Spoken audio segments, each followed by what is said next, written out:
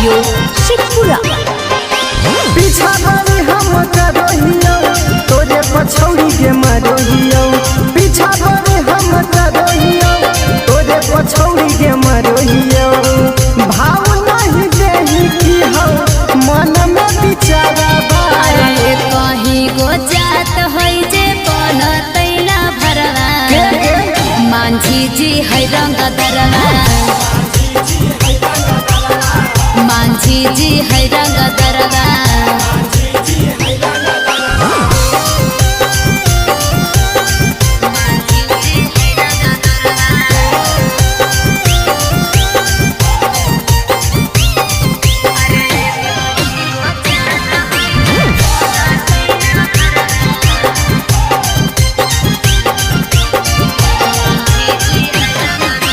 दिला में हमारा बसा जो छौड़ी करही खूबे राज के। मरद मंझियान खोजल ही रंगा बाजरे, दिला में हमारा बसा जो छौड़ी करही खूबे राज के।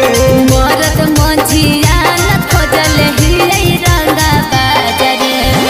बात हमर मन न ढेर करे ना न खड़ा बा।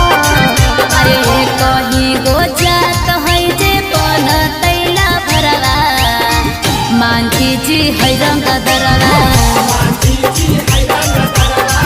मांझी जी है रंग दरवा।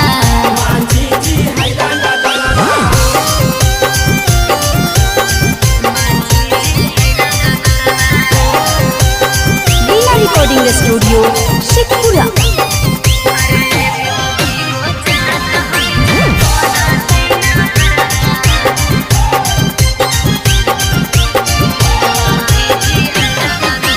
बड़ी पचतैनी छौड़ी हमारा के छोड़ के। मांझी जी के साथे खुश रहबै रिश्ता जोड़ के। बड़ी पचतैनी छौड़ी हमारा के छोड़ के। मांझी जी के साथे खुश रहबै रिश्ता जोड़ के। बादल बिहारी कहो जीवन राइटराबा। सुन ए कहीं गो जात है जे पन तैला भरवा, मांझी जी है रंग दरवा,